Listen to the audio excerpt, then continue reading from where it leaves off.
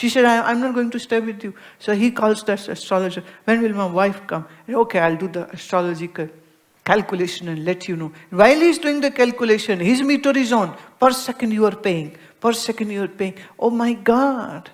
The person went to Yogi and said, I need some power. Give me some mantra. Some real good mantra. Yogi said, okay, child, I'll give you a mantra. You'll have to do this for 7 nights straight. Whole night you have to do this mantra. 8th day you will have the superpower. He said, great. So Guruji gave him a mantra. I will not tell you that mantra. No. That I won't do. But Guruji gave him that secret mantra. As he was about to leave, Yogiji called him back. He said, son, do this mantra, just one precaution. Don't remember any monkey. Monkey should not come in your mind. He said, what? He said, but why would I remember a monkey? I'll just do mantra. Okay, bye. I said, go. See you on 8th day. Oh, yes, sure. He went in. Did the preparation for the mantra. Took his bath, put up his asana, did some burning of incense stick, lighted up a lamp, whatever was required to be done. And he started the secret mantra. And a monkey pops in. And he said, shoo, go. And another monkey came. And then the 3rd comes. And then the 4th was peeping. And then the 5th came jumping on the head of the 1st. Then the 6th came, pulling the tail of the 1st monkey. And the whole night, this went on. It was morning. He said, okay, now I'll begin from, next night. And then I will not calculate this one as a day 1. So now, tomorrow it will be the day, 1 of my Anushtana. So he started. But again monkey came. This time the black langurs also came. Problem. 3rd night like that. 4th night like that. 5th night like that. 6th day he went to Yogi and he said, what the hell? Why did you even utter the word monkey? What was the need to say this? You gave me mantra. I took the mantra. I was supposed to do it. And that's it. End of the story. Why did you have to use this word monkey? Don't remember monkey. Now I can only remember is a monkey. So much so that when I see mirror, it seems like even my face looks like a monkey. And I'm going into the whole class of Darwin theory that we are born from them. And they are my forefathers. And maybe I'm having already the superpowers and my forefathers, my ancestors are coming to give me darshan. You see, I was your forefather. He said, why did you say monkey? So Mahatma Jis and Guru Jis and Baba Jis are saying, don't think about world, think about Lord. And world like a monkey is always running and racing in your mind. And then this is a collective idea which people have created, and that is that Nam Bhakti or Bhajan can only be done by some great yogi or a great guru. We are just householders. We cannot meditate because we cannot drop the idea of samsara from our mind. We cannot drop the idea of the mundane things which we do in every day. So it's an impossible task. That's not true. Absolutely not. But the only thing which is stopping you from going into this great devotion is nobody else but your own mind. So I would say, mind your mind. And if you mind your mind, then nobody else will mind. Be with me. Nobody else will mind. And if you don't mind your mind, I don't mind.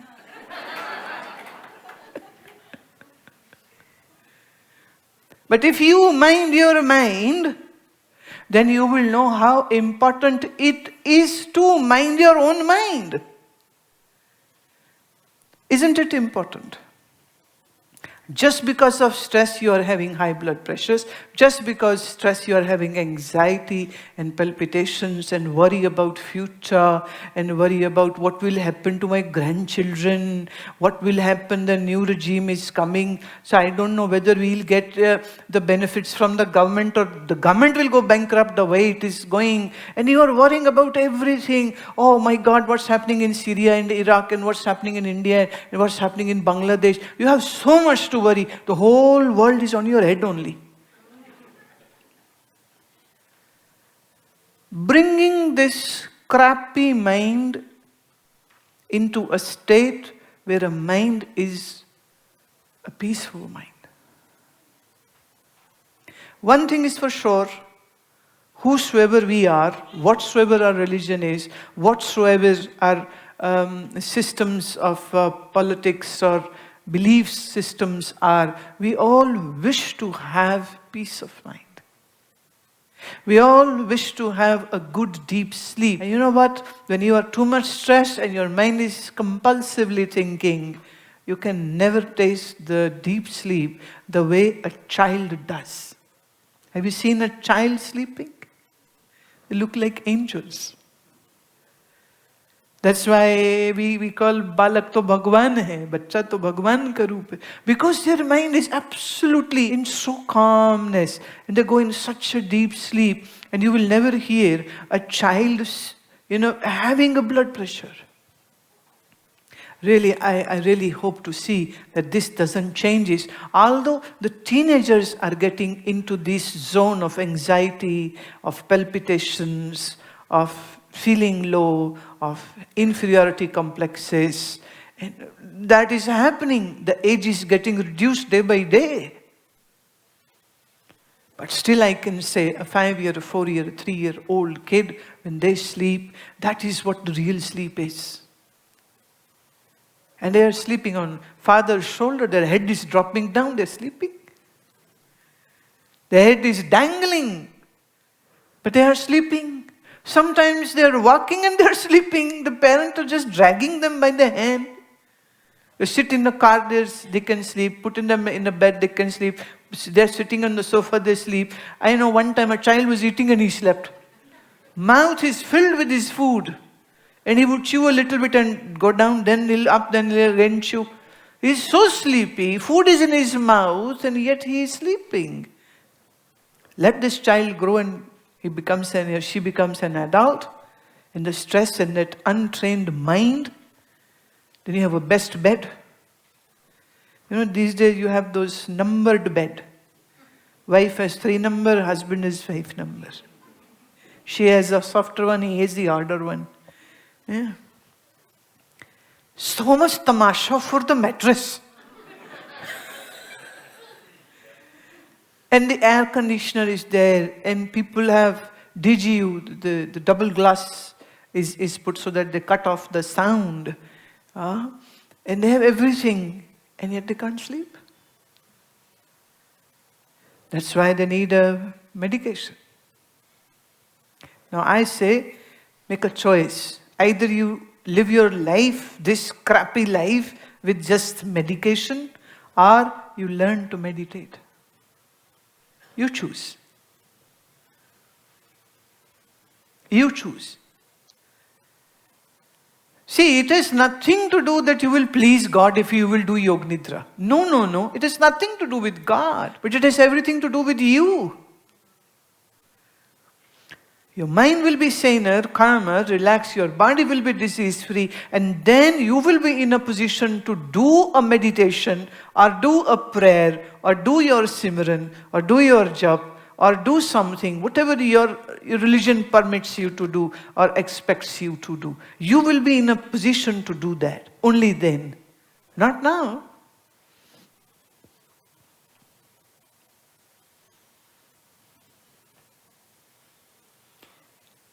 That is job of the Guru to say, do the Sumiran. They have also taught how to do it. But unfortunately, nobody wishes to go into those depths. How to do. People have stress, they want to be stress-free, but they won't go to somebody to take a help and ask, how to be de-stressed. And I say, you don't need any medicine, you don't need an alcohol, you don't need shopping, you don't need gossiping, you don't need anything. You just need to learn a simple system of Yoga Nidra. And that, if you do, don't do it at night time, because the probability of going to sleep is more because body is exhausted. Don't do it just after eating heavy food. There should be a gap of 3 hours at least. If you take a heavy lunch, wait for 3 hours, then do it. Otherwise, you can do it at any time. Body should be refreshed, energetic, rested. Then do this. It's just a 40-minute practice. I have recorded in Hindi language, in English language, and also Spanish language. 3 languages are there, whichever is your choice. You can have. Somebody said, will you do in Punjabi? Yes, why not? Somebody said, would you do in Gujarati? I say, why not? It's just a matter of me sitting in my studio, which we have in the ashram itself. I don't have to go anywhere. And I have my wonderful sound engineer right here. So I just have to sit and do it. It's not a big issue. Only thing is that I wish to see you saner, calmer, and minus your medicines. Right? Now, very important thing. The stress is directly related to functioning of your liver also. Say if you are too stressed out and you have high blood pressure, then your liver too functions in a very slower mode, which will lead to amassment of cholesterol, which will lead to have higher triglycerides. Now this is one thing which I really have to mention about it, that in this clinical trial we found that doing Yoga Nidra had an impact on the triglyceride levels also. Now how did that happen? It happened because when the cortisol level goes down, that is the stress hormone, your heartbeat gets normalized, your blood pressure is getting normalized, so there is no load onto the liver also. And liver is the second largest organ after skin in your body. And when liver functions well, your cholesterol level remains in a normal levels, and then there is no worry about it. So doing Yoga Nidra helps your internal organs to function well. Besides giving you a so relaxed state that when you are done with your Yoga Nidra, this is what people have been responding to me after their experience of doing Yoga Nidra when I am conducting the class, and that is they are feeling lighter. And they feel as if they'll fly. They are so saner and happier and calmer. And they're feeling beautiful inside. And you know, when your mind is beautiful, life is beautiful. When your mind is beautiful, even your wife and your husband, who you had 100 reasons not to like, even they would be nice. It will seem nice. You see, if you have a jaundice, then whatever you see has a yellow tone, right? If somebody has a jaundice, everything is yellow tinged and toned. When your mind is saner, relaxed and happier, the whole world will seem to you happier, saner, calmer. The trees will be more greener. The ocean will be more blue. The sky will be fantastic. And children will be lovely. And wife will be beautiful. And husband will be handsome. Yes, it will. See, when you are irritated and unhappy, you are going to vomit this frustration onto others.